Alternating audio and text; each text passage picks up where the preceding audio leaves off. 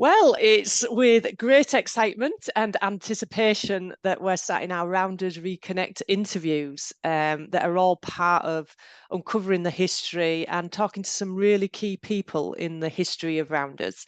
And this is one of my first interviews as part of the project. And I'd like to welcome Alison Howard, who has had a long history with Rounders, but also was CEO in really formative years within the development of Rounders. So welcome, Alison. Thanks, Julia. Good to speak to you today. Yeah, really excited about this. So tell me a bit about your involvement in Rounders and your history, really, and the history of Rounders that you know. And because, as I said, you've had a real long history. And what I'm finding with Rounders anyway, everyone's had a touch of Rounders at some Yes, point in their life. absolutely. So that's quite a good lead in because I started playing rounders at school, like most people did. Back in the day before it got removed from the GCSE curriculum.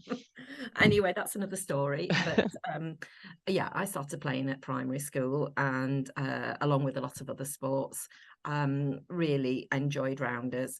And then when I left school, started my very first job, which was for Sheffield City Council.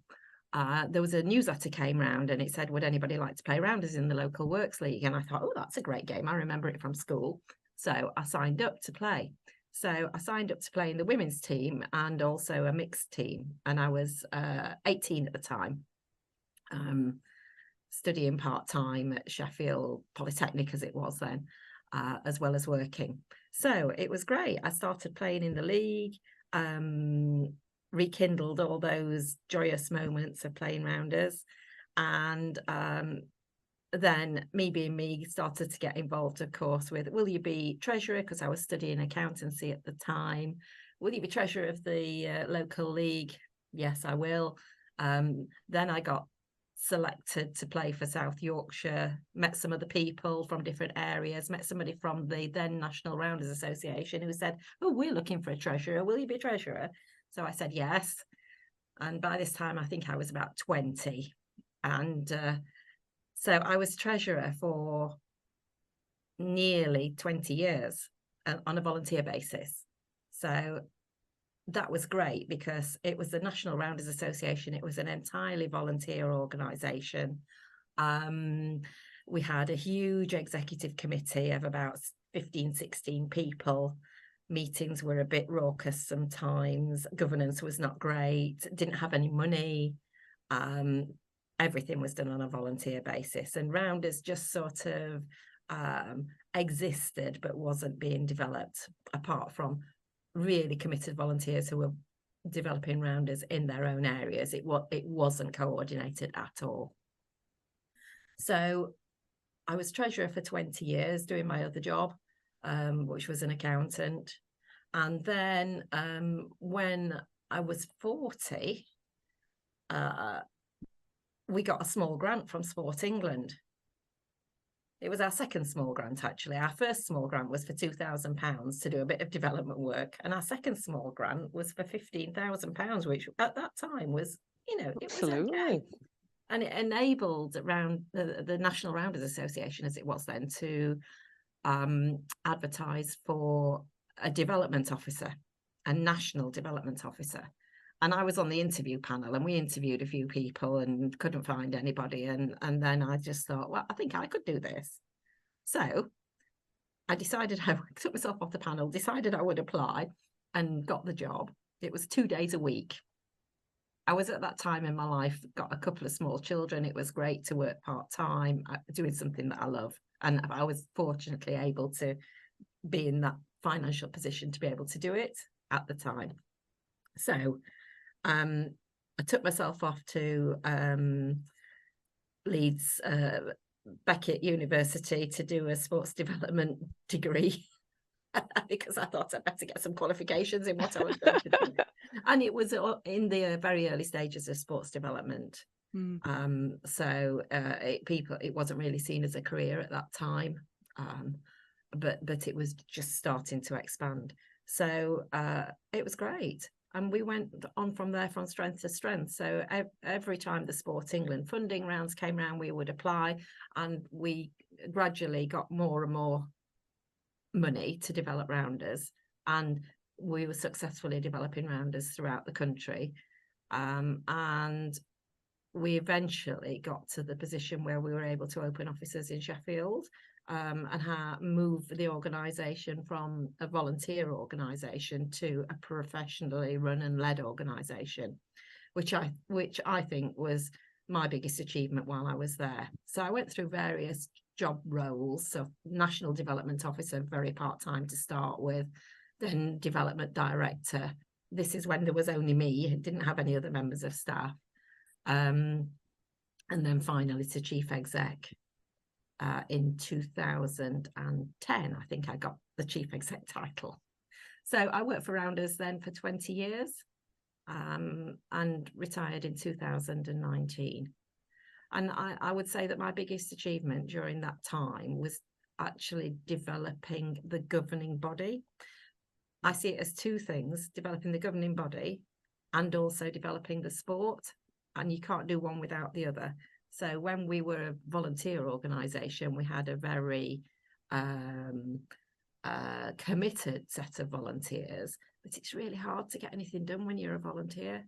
So you need to have that professional support behind you to actually move forward. And that was I think, the biggest achievement. So setting up what did become Rounders England, because we had a rebranding, and I really enjoyed doing that as well. I think that helped us move forward. It helped us be seen as Rounders as a sport for everybody, not just for school children.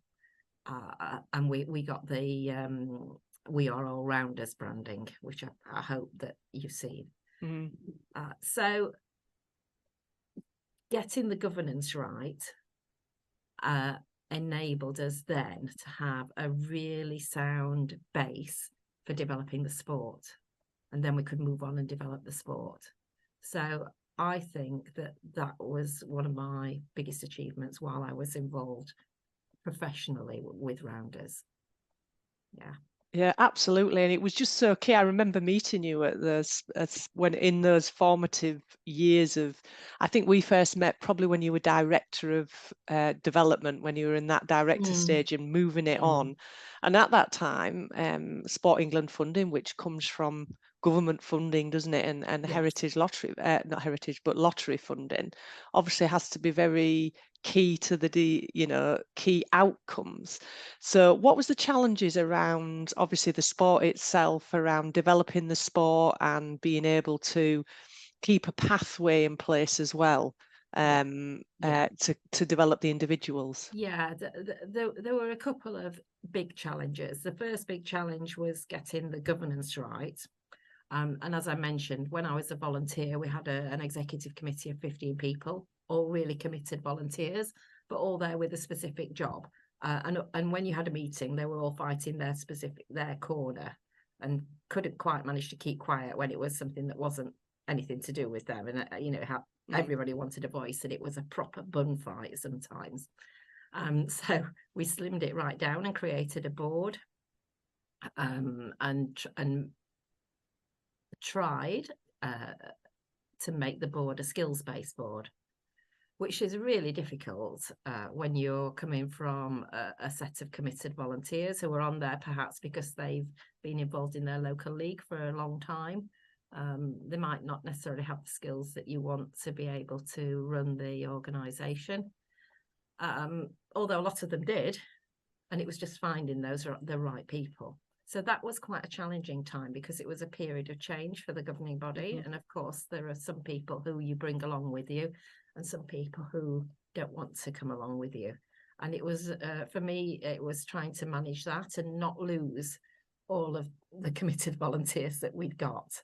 I think we did a fairly successful job at the time. We had a really good chair who supported the process. And without reforming the organisation and creating Rounders England, we wouldn't have been in a position to apply for funding from various organisations, not just Sport England, but also other organisations. So that was really, really key. So that was the first challenge. And then the second challenge was how to develop Rounders nationally with a really small team. So we originally started off by having regional development officers, and we had 4 or 5 regional development officers funded by Sport England, which was great. But of course, they can only develop rounders within that particular region that they're in, and they've only got a finite amount of time to do it. So we quickly realised that that wasn't going to be the most effective way to do it, and that was that we then started to work in partnership with other organisations.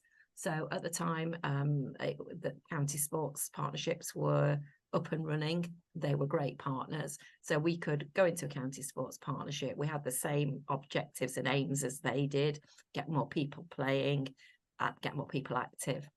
And we could train people up within the local area to deliver rounders on our behalf.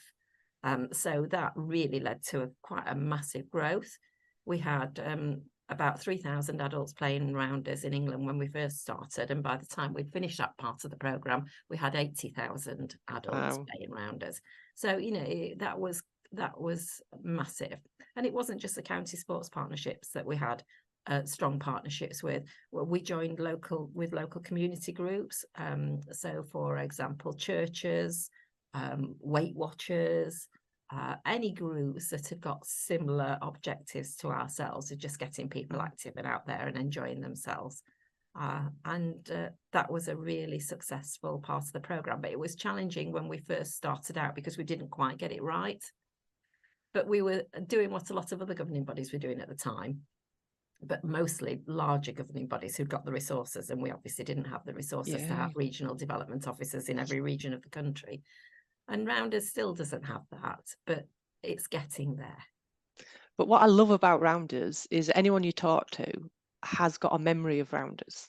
Absolutely. And or has had some involvement, whether it be at school or within, I know within rugby league, which is my sport, we play rugby rounders. Yes. You know, as part of it, because it's such a really good grounding sport, isn't it? I used to do it with my girl guides. Yeah. Because they're, you know, it's one of those fillers you could, because it keeps them active and involved, and it's so inclusive, isn't it? And everybody can play at whatever level. Yeah, it is. It is. Yeah. And it is a great inclusive family sport as well. So in the local leagues, you'll find that there are generations of people playing, and traditionally it's been a women's sport, although it is played in a mixed environment as well.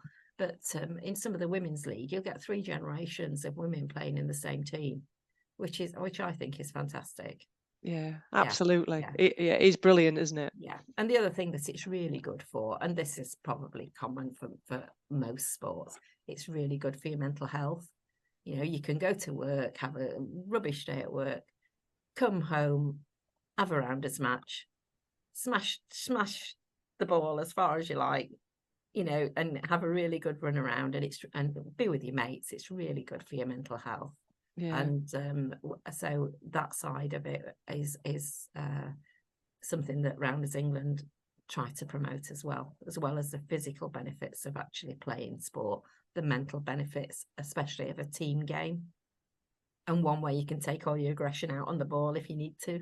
Yeah, absolutely that. And also, you know, as you said about the community around it, people that you're playing it with, that community and that sense of belonging in each of the teams is just so key, isn't it? Absolutely. Yes. Yeah. And I've got friends from my Rounders playing days that are still friends now, you know, and I can't say that of all the other sports that I've played. I've formed some really close bonds with Rounders people.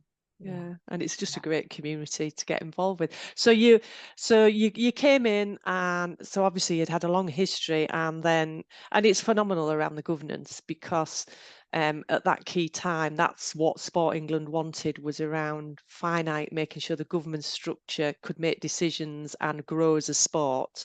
And obviously then you began to grow the base to an amazing 80,000 participants, which you could account for, which was one of the things, again, that was really, really important, being able to account for those people. What then did you do? I mean, obviously there was some sort of pathway and elite in place.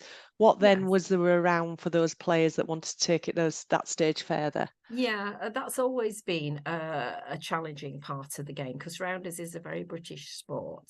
So it's we have never been able to compete internationally at any formal level.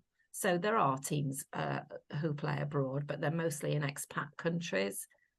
So we've had tours to places like Gibraltar, Dubai, Canada, those sorts of places. But there isn't a place for rounders in anything like the Olympics or the Commonwealth Games at the moment. I know that Rounders England currently have got an ambition to be part of the Commonwealth Games in the future. But during my time, that was really, really difficult. So what we had to do was develop an elite programme that was within the UK. So we played against Wales, Scotland and Ireland on a regular basis. And we use the England squad as a development tool. So we would ask the England squad to go along and play in national competitions. So, for example, if there's a national club competition, the England squad would go along and they'd play the winners of the national club competition, do some exhibition games, and you know, let be visible, let people see them, that you could achieve this pinnacle of the sport. And rounders is one of those sports where it's completely different when it's played at a high level. You know, the skill is incredible. And for people who play in local leagues who perhaps haven't seen rounders played at that level, that's a really good motivational tool for them to see the skill level that can be achieved. And from that, it encourages people to think, oh, I can perhaps train to be a coach, I can be a better umpire, I can be a better player, I can help other people in my league become better players. And so that works really well as a development tool. And I love the fact that, you know, when you look at other governing bodies, the team sports that have in other countries, that you were able to adapt what the needs of rounders was, rather than actually being able to try and do a blueprint of other sports, which is really important, isn't it? Yeah, it is. Yeah. The biggest challenge was finding enough competition for those elite players, which is why we had them playing against the winners of the local leagues, you know, who were the best that the local league could put forward at that time. And some local leagues are really strong and, you know, gave the England team a good run for their money. So that was how we kept the interest in the elite teams. It was always a struggle because we never got funding for the elite teams. They were always self-funded and funded by a small amount from membership fees. But we never had any funding from any of the national agencies like Sport England or UK Sport. So developing that side of it was always difficult for us. And it was always a tricky balance between developing the grassroots sport and keeping the elite side of the sport happy. And I imagine, you know, having a pathway for those young people. So you would want the young people to go into a pathway to hopefully go into the elite team. But with all the challenges with what other sports could offer them, I imagine that was quite a challenge. It was a challenge. And because we couldn't offer the elite team really fantastic opportunities for playing, you know, so there was no tour to Australia or, you know, that or the pinnacle of actually competing in the Olympics or the Commonwealth Games. It was very hard to offer that. So what we tried to do was offer more grassroots opportunities. Excuse me. So lots of local tournaments, lots of local events. So we did focus mostly during my time, mostly on grassroots. And that's where it happens, isn't it? In those local leagues and that community. We have to build that first. Yes. Yeah, you have to get your playing base and build that up first. And I'm sure that if you speak to people from a lot of the local leagues, you know, they'll see hopefully how Rounders England supported them during their development as well. Yeah, and when you're sort of thinking and looking back, is there any sort of special moments or you know, something or people that you've met as part of your Rounders career that really stands out for you, your involvement in Rounders? For me as chief exec, it was always really important to have a chair who supported and guided but didn't interfere too much. And I've been pretty fortunate during my time to have Brian McKinney as my first chair, who was really supportive. Dave Dorrell, second chair, who again was supportive. And then in latter years, Ruth, who really challenged me and developed me as an individual, which then helped the organisation grow as well. Ruth Daniels, who's now the chief exec for Triathlon. So yeah, it's I've been really fortunate to work with some fantastic leaders who've provided me with the stability and the confidence to be able to grow the organisation. Yeah. Yeah. And that is so important, isn't it? The people around you supporting Absolutely. you, particularly as Absolutely. can be a lonely job as CEO, can't it? It can be a lonely job, yeah, and you absorb quite a lot of punches every now and again. You know, it's got some highs, but it's got some real lows as well. So yeah, there's lots of people out there in the leagues who stand out. You know, people who've been league secretary for a long time, people who've come along and said, I want to create a rounders league in my area, can you help me?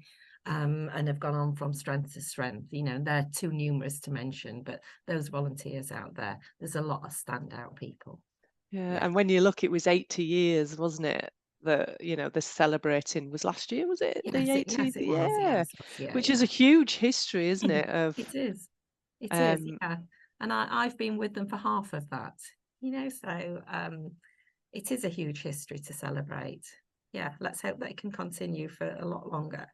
Oh, absolutely. Well, from all the people I'm meeting and sort of the different aspects and the community itself, which is just a real passionate community that from that grassroots can grow up and gives, you know, as a sport, gives people so much enjoyment and that cohesion, as you say, and friendships Yes. and also the fact that a lot of people, you know, smile when I mention rounders.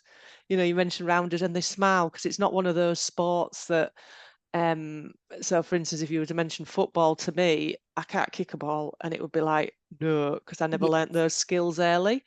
Whereas rounders, something you can just pick up on the way, isn't it? Yeah, it's interesting that you say that, because one of our very first taglines when we started out was chuck it, whack it, leg it, smile.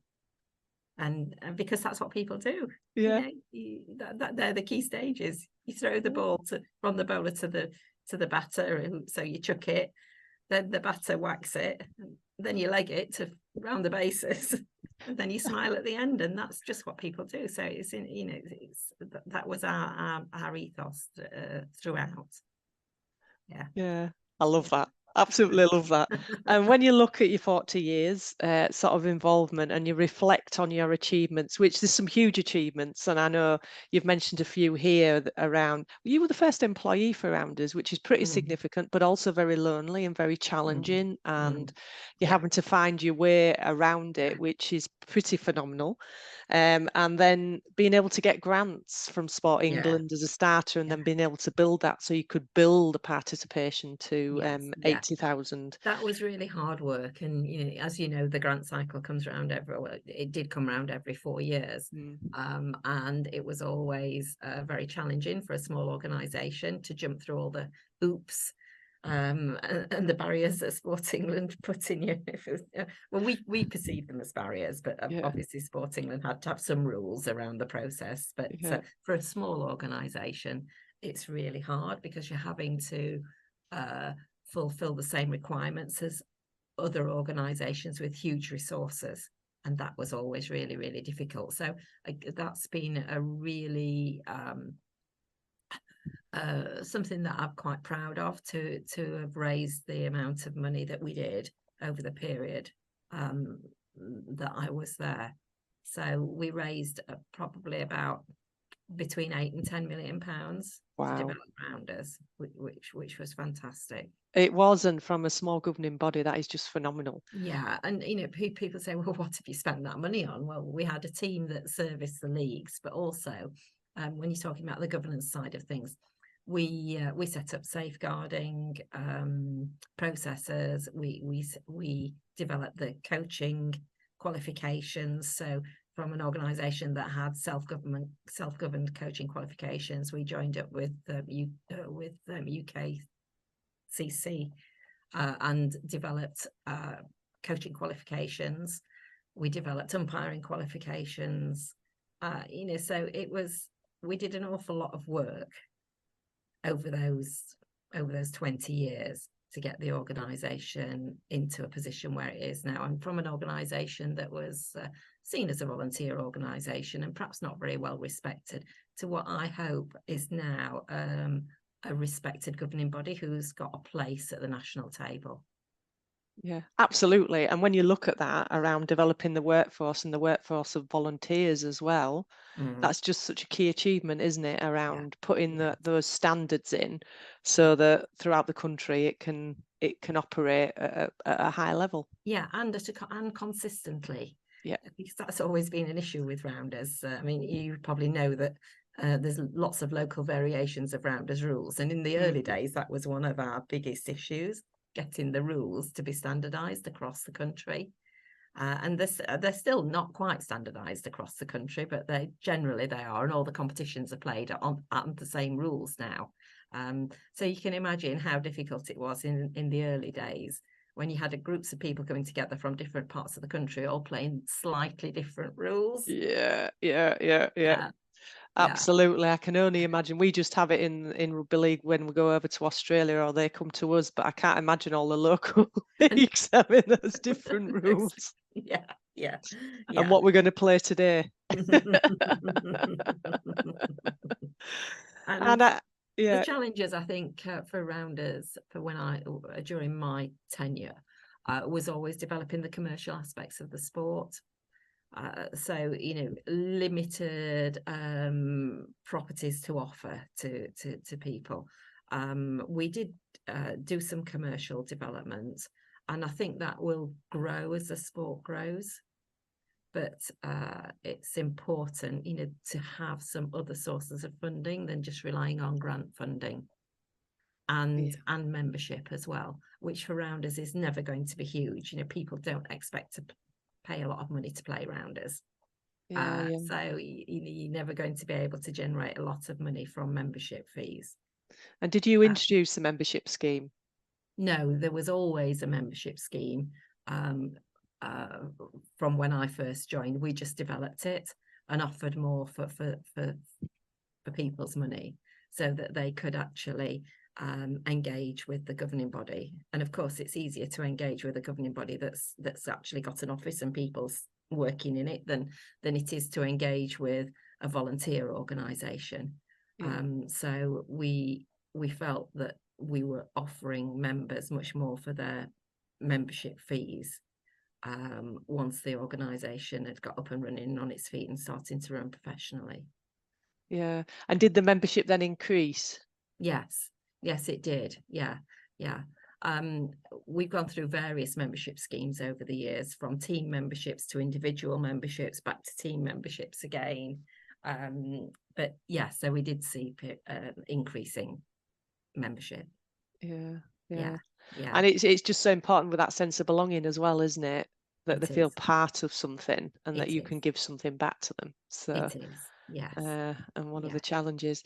And it would be wrong of me not to mention around you receiving your Emeritus Award in 2018 from Sport and Recreation Alliance. Oh, thank you for mentioning that. Yeah, well, it's for your services to rounders, and it was just such a great honour to have that recognition. How did that make you feel when you? Well, very proud, really. To be recognised for my involvement, because I have been involved for a lot of years, and half of my time, 20 years, was spent as a volunteer, and then 20 years as a paid employee. And so rounders has always been a huge part of my life, and it was just great to be recognised for the work that I'd done. Yeah. Although I have to say that I couldn't have done it without the team behind me. Absolutely. Yeah. Both as a volunteer and as a paid employee. Yeah. Well, it's been absolutely lovely talking to you, and you should be so proud of your achievements that you've actually done. And as you say, over 40 years, and really making an impact and difference in a sport that you love, that you started as a girl and that you've sort of grown up Yeah, to, and the yeah. recognition for it. Thank you for your time today. I don't know if there's anything you want to add around where you see the future of Rounders and begin to look into the future and your hopes of where it goes before we begin to round up. Oh, thanks, Julia. Well, I think that Rounders is in really safe hands now. I think that the base that's been created is a fantastic base for developing it further. I'm sure that the current team are going to take Rounders a lot further than I was able to, and it's always great to have new people coming in, new blood, and different ideas. So I'm sure that they're going to go on from strength to strength, and whatever I can do to support them, I'll be there. Thank you very much. All right, thank you.